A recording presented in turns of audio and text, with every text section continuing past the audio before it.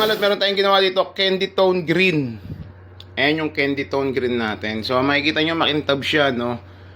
So wala pang top coat yan, base pa lang yan. So ang gagawin natin, matte candy tone green. So yung matte ay yung hindi makintab na kulay ng pintura. So yung glossy ay naman yung nakikita yung chongo, no? So ang gagawin natin ngayon, matte finish naman mga lot yan sa candy tone green na yan. So bugan na natin yan ng matte para makita natin yung kalalabasan ng matte finish dyan sa candy tone green. So tara na mga lot.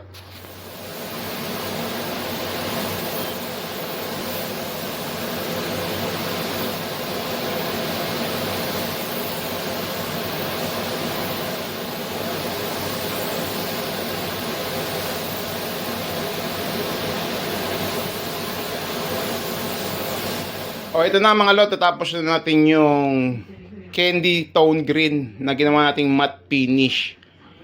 Yan, so pakita ko na sa inyo yung kinilayan natin, no. Yan. So tignan nyo yung matte finish ko mga lot.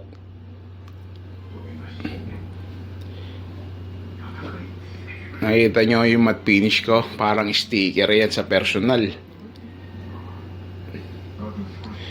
Nakita nyo yung matte finish natin.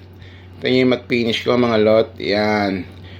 Papansinin nyo yung flashlight. Nakita nyo, diba? Walang alon-alon yung ilaw. Ganyan tayo mag matte finish mga lot. Parang sticker lang yan. Diba?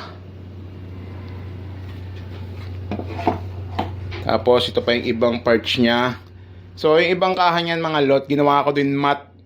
So, mamaya papakita ko sa inyo yung matte na ginawa natin kung anong kulay. Lahat yan, inner, outer, matte finish yung ginawa natin.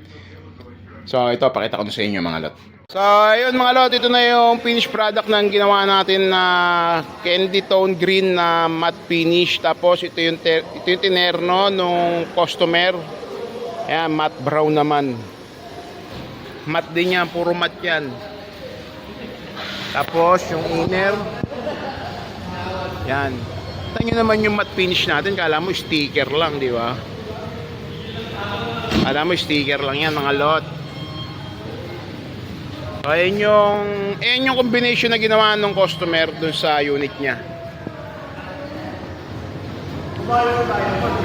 Yan.